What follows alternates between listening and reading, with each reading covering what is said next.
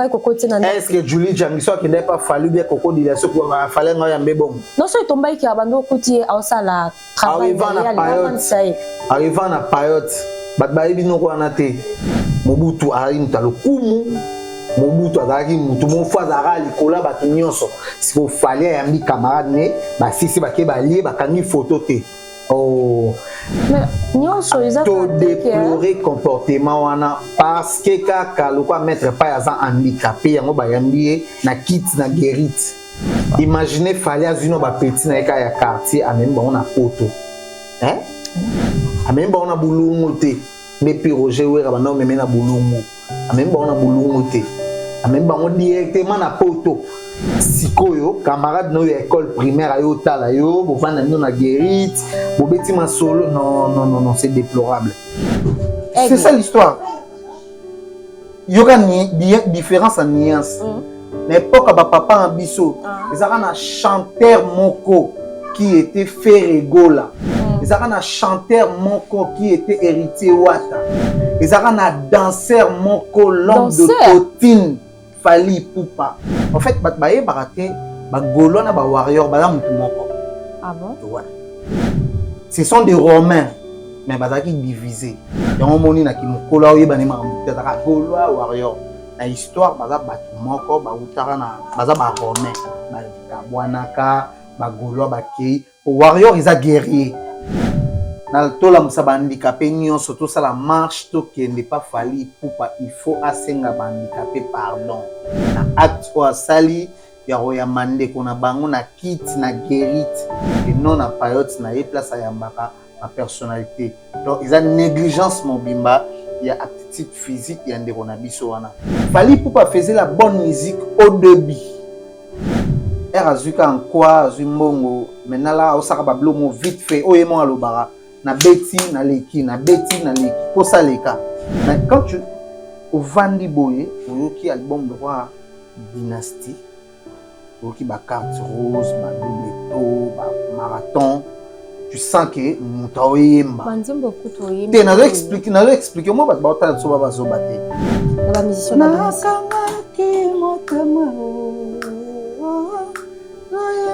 héritier Wata maman na mauvais album Aigle alors Fali Ipupa Aigle da nyama c'est que le roi peut faire attendre ça qui martyr to bengi pe Aigle pour Aigle la likolo bango so ba likolo ba na top ba like 80 000 places donc sur ce au pasteur Moïse pas bête dans stade lui to bengi Aigle il peut on meilleur ça pasteur pasteur zani homme de Dieu muto matana cher bien aimé oyo ko sala te oyo tika oyo to sala te to landa nzela nzambe apesi biso verset faut boy mbote balandinyo sur internet oyo bazota la biso ngonga oyo ezanga ili présentatrice na bino Benikuya lelo toyeli bino sujet oyo iningisi mo moke ndenge Fali Ipupa ayambi camarade na ye na ndako tomoni na ba réseaux sociaux ndenge zolobama selon des bateaux ba réagir nazanga mon côté tozana monsieur Ben tolingi to ça l'analyse na et bonsoir monsieur Ben. Bonsoir Benikuya. Bonne nuit. Ouais santé pépé électrique to. Ouais monsieur Ben si je na biso tolingi to ça l'analyse parce que yo lo blaka bien to lo bilango nano Fali Ipupa ndenge ayambaki camarade na ye ami d'enfance na ye. Moi je pense que si je on est très délicat par rapport à qui a Fali Ipupa, si je me salinga personnellement pas si bon je sais pas Fali Ipupa azan ba camarade belé azan ba petit et belé azan ba camarade belé azan ba vie belé tous on a na camarade nae ba Julie Jangi ba Alain Nzambe ba Ebi Badiata ndenga azana bango tout le monde a na réseaux sociaux baki na ba plage aki ba poto atinda ba vie na musu na ba poto ba ya gazul ba azana ba poto atinda ba tebele na poto ba master na et tout voilà mais erozo ya mamutu na olo baki tutanga na école primaire est-ce que ka poza handicapé faut ya mbaye na kiti ya plastique et puis na guérite. Non, tu vois, mon y pèse tout ça. est-ce que Kaluka est handicapé? Il faut y aller na guérite na non, selon les ont dit selon les ont dit à Batou balobi que aya kokuta fali en plein de travail abandaki ko sala ba entraînement na ye. C'est pour cela senga ika kiti ye moko tso totalement jango bien fali avant dina libanga. Benikouya, moi je pense que ça c'est pas une raison et à Rosango toya abisonyo soit que kuta Viron Zambi a monté à sa place moussous. Est-ce que Viron Zambi a monté wana il faut vendre wana? Mais non. Ça peut arriver aussi. Ça peut arriver aussi. Mais c'est Viron Zambi a l'obité. Boyaka na kiti avant de place Nazali. To partager ou soit to solo là ou soit na l'action de monter. Balaki si biso à place bava na libanga mais place bamili secret balaki bisoté. Camarade na yo botanga na ekala ya 6e primaire ayo talo na ndako atako to banda boxer, on n'en disconvient pas. Qu'est-ce qui ne pouvait pas et ça la marqué aussi si ko beta makofi na mais ça na beta na martin ba kole ba si beta na makofi ba kamata ni ba ngono ba na payot ba vandi ya kota sukolima ya bimia ye ba servir ba on manger parce que la camarade ba tanga depuis école primaire. Peut-être après ça les matchs. Et ça la tout le monde ba photo ça peut arriver qu'il y a assilisi makamna bando ça la oui ba ko ba benga fali Mobutu ari mutalo kumu Mobutu azaki mutu mo fa zara likola ba tunyonso si ko fali ya mi camarade ne ba sisi ba ke ba lie ba kangi photo te oh mais nyonso ils ont déploré comportement wana parce que kaka lokwa mettre pas ya handicapé yango ba yambie na kit na guérite c'est illogique. Et ça il les a normal. Parlons du golo ba ndinga zaka po aza handicapé de fali ya kokai kokoti na. Est-ce que Julie Jangiso qui n'a pas fallu bien koko dilaso ko ba fallait nga yambe bon. Non so tombai ki abando kuti au sala travail arrivant na période bat ba ibino ko anate. C'est un orgueil, ça va jeter. Arrivant à la période. Mais accueillir, non? Ayambi bien te. Ayambi bien te ni poto mona pe ba mutu misusu fali aboya na ya buda na ye aboya ni kokoti sabango basuka ka libanda lu soit liboso portail babalu. Camarade fali. Est-ce que fali ngo ba fali poupa. Boyebi fali poupa. Boyebi je fali poupa. Imaginez fali azino ba petit na ya quartier a même on a poto. Hein? Même on a boulungu te depuis Roger Wera bana meme na boulungu même on a boulungu te même on directement na poto sikoyo camarade no école primaire ayo tala yo bo vanda na guérite bo beti masolo non c'est déplorable. Fallait ayambaye lokola batu nyonso ninga yamba bango ya boxer na yekuna camarade na vandi aozela na payota o mélange tout voilà et bah si bakei oh biso to monika ya biso to lo bara automoni te le roi bala kisi biso te to lo belango te mais na fali nde toujours la fali les rois je pense pas que asuka ni kawana ça va la tsabiso ba photo mais l'homme soupe faut que ça la moto za la discrète bon exposé chaque fois bon R yé moko fali pour pas publier. Bon peut-être pas boyine ko publier ndako katanda kuna on sait jamais. Fallait mba na katanda kunita yamba na payote za libanda. Ata na payote wana on ne sait jamais. Non. Aboy comme aso critique photo batiaki boyelo ko ba plaçaki yango mabe. Maman na ngai beni comportement wana eza déplorable.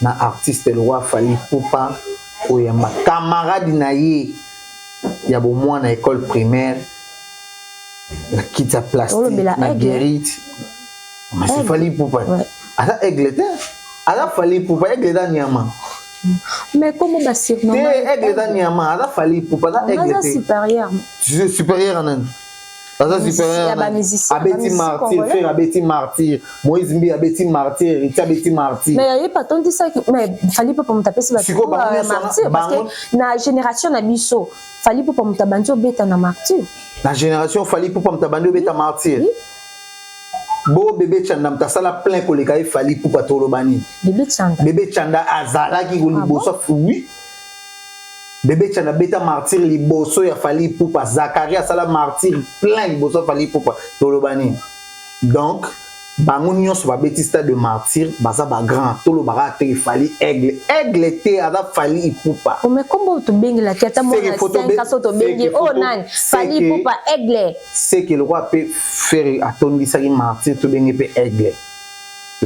mpo aigle alaka likolo bango nyonso baya likolo baki na top balekaki 80 000 places donc sur ce au pasteur Moïse pas bête dans stade oui tobengi aigle il peut-être mais il y a pasteur pasteur eza nini homme de Dieu muto matana cher bien aimé oyo boy ko sala te oyo boy tika oyo boy to sala te to landa nzela nzambe apesi biso verset faut boy na stade de martyr il était frère Moïse Mbiye un artiste musicien et non un pasteur pour ateyaki te tomonaki te place asala exhortation azalaki dans la peau et artiste musicien azalaki roi pasteur te donc yango moni tozobenga ye frère Moïse Mbiye. Voilà, wana tofungolaki parenthèse kaka moke tokangi parenthèse na biso tozongi sikoyo na sujet na biso conseil nini okopesa fali ipupa po aolanda biso na minute kopesa fali ipupa conseil eza lokola ozodresse nzeta lipela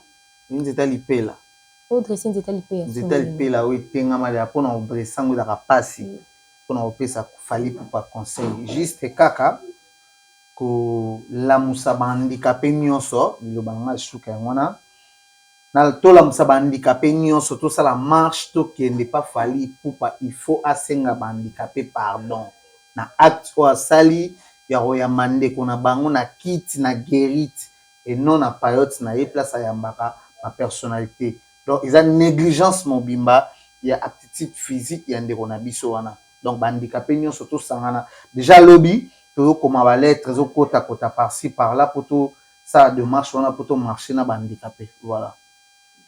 Donc d'après yo papa Ben ndenge tosala analyse ndenge yo osala analyse po bahandikape nyonso bamarche lobi bakotisa lettre po bamarche po fali po pa ndenge ayambi ndeko na bango bien te. Oui, bien sûr. Mais ceux qui ayambaki bien te alingaki a rejeté ou soit a succès liboso a portail mais tomoni apesi ye kit eza problème te biso tosala marche donc lobi déjà tozobanda déjà badémarche mpona kokotisa balettre po tozwa aval po tokende ti pa ndeko na frère na biso ndeko na biso ntimbaki efali pupa mpona accorder pardon na ye pa bahandikape. Voilà tonton Ben toya sikoyo na musique na bamusicien nyonso babimisa album tomoni Wata Héritier Wata tomoni Fally Ipupa tomoni Ferregola tomoni Fabricaz musicien nini album nini oyo ezobeta makasi na bamusicien babimisa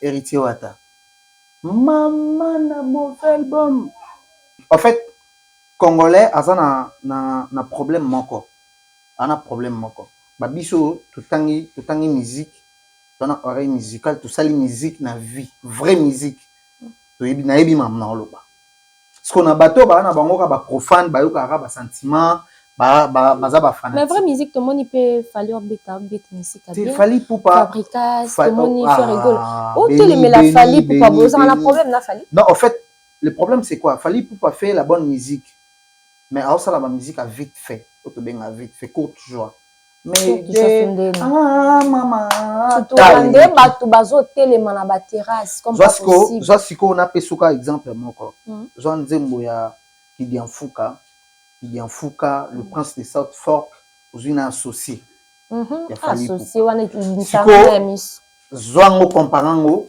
na album ya Formule 7 donc omoni qu'il y a pas match il y a pas photo donc pour dire quoi Fally Ipupa faisait la bonne musique au début.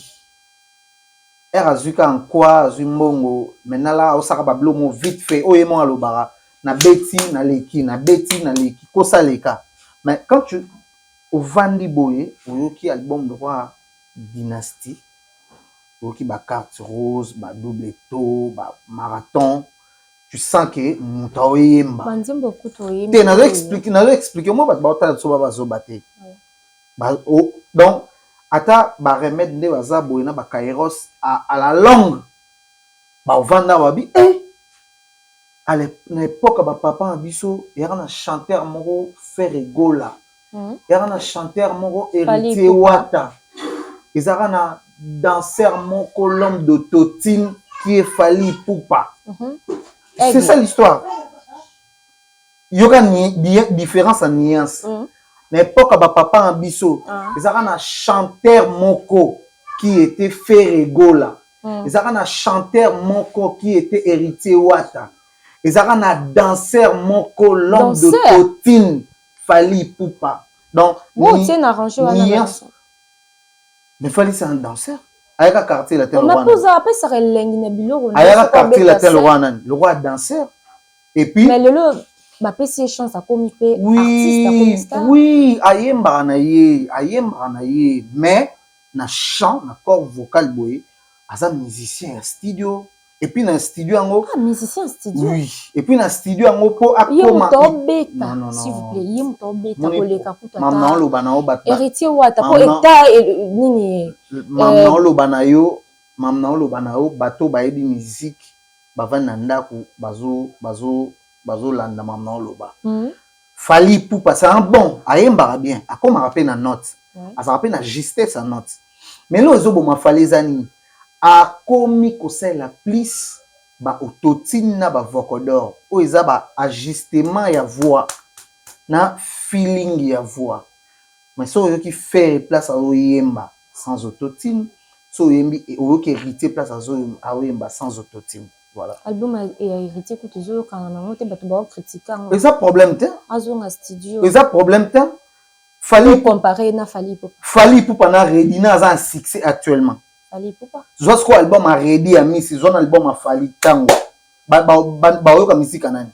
Ba responsable ou ba se respectaka. O ba yo ka rapper a Fally Ipupa. Non bien, ba fa na ndako. Ba zu musique a Fally. Ba zu musique a ready. Ba chi wana. Zoka ndete wa nzembo lwa bomengo atakala. Comparant na Mayday. Bomengo. Comparons na Mayday. Oh mais responsable pas oyoka moi musique bio. Te aoyoka nango. Oyoka mawa e. To bandi ko na thématique. Ege ole lisaba. So na binna ba no décortiquer mambu awa, ezana bat ba oyina nga ba ofinga nga kama mama. Te to ça ka juste. So na bandi o décortiquer ba thématique ya banzembo. Donc au mona ke nzembo Mayday banane bandeli. E bani na histoire mususu, moi ça saliboy, moi ça fingaki. Na suka tokomi mama ma vie toujours que ça bon donc moi si c'est non jusqu'à nzembo ya bomengo kan bomengo tina suka bolingo bomengo eloko ninge bazwa bayoka ntango liwa ezalaka na ndako ya bomengo bwale. Donc on comprend que texte ils ont ndenge monté na texte ya Fally Ipupa. Fally Ipupa c'est un bon, il chante bien, alors sa musique n'est bien, mais à l'ongolande autotune, voilà. Autotune n'est pas bon maï. Bat bakansara, et le roi Charles le toy, on est autotune te, on est à retour, casque à retour.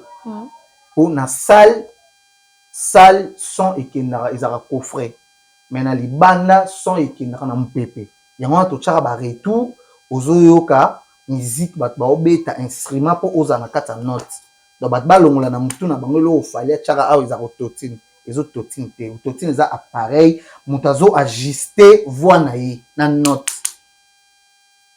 voilà. Na ba musicien nyonso ba beti na stade de martyr oko côté bango combien? Ouais, en termes ba côté bango c'est trop vaste to côté bango en termes de quoi? Des musiques vraiment basali plein premièrement et puis deuxièmement tu senti vraiment d'où les bétails. Bon en termes il y a plein Fally Ipupa aigle non c'est plein côté partant en gonde wondi mai aigle ou ba qui s'appelle aigle non héritier non Fally Ipupa Ferregola Moïse Mbié après tu es un héritier trois wana héritier pas ton c'est pas oui héritier Salara 25 000 places, 5 000 places, il y a membres de famille, 10 000 places, camarades, et puis 10 000 places, sous fanatique. Ça a 25 000 places. Donc, il y a une 4e position. Voici quoi, ça a 10 000, 5 000 belles familles, et puis 5 000 belles familles, 2500 camarades, et puis 2500 sous Etikaliwana. bandeko ya ba musicien na ye bayaka. Oh, bo ba fan balazaka te. Asala 10 000 places na pesio na kabuli yango te. Bon, tonton Ben, oza problématique, tozoyeba te oza Gaulois, Warrior, Tony po aussi point au critiquer, côté au critiquer. Toyeba to telemeli wa précisément. Non, en fait, ngai naza ni Gaulois, ni Warrior, ni Spiritas, ni ba Tigre. Ngai naza tonton a batu nyonso. Ngai so héritier salilo a malamu na sepeli, c'est bon. Soki mai kalamba ya salilo a malamu na sepeli. Naza tonton ya batu nyonso, na tonton ba Gaulois, ya ba Spiritas. En fait, bat baye barate ba Gaulois na ba Warrior baza mutu moko. Ah bon? Ouais. Ba Gaulois na ba Warrior baza mutu moko. Ce sont des Romains, mais bazaki divisés. Donc baza bouti famille moko. OK. Batu ba bisoso batala ba film po batu belé bakula na éducation mo batala ba film te, batala ba dessin animé te, bazo pétan loka ba histoire te. Yango moni na kimukola oyeba ne mambuta ka Gaulois Warrior. Na histoire baza batu moko ba utara na baza ba Romain, ba kabwanaka, ba Gaulois ba kei. Warrior ils a guerrier. Ils a guerrier. Donc ba guerrier on ezaki bato ba kinoko bunda donc ba Gaulois, ba Romain, bata César na histoire Obélix na tiso bata ba dessin animé. Donc bazaka bato moko mais tellement ba panzana ngasko naza tonton ya bato nyonso. Ngata yo so sali mabene na mono na internet na chaîne moko ta na papi. Donc na tonton bato nyonso na Gaulois te Warrior te. Naza au milieu tonton Ben yo bongo na ngai. Oui. Ngai qui partait. Pardon, non, qui va mon moto. Voilà. Merci beaucoup, c'était moi Béni Kouya, Bozala qui est belé ya Kolanda Biso. Tokutani ngana bino à la prochaine numéro. Bye bye.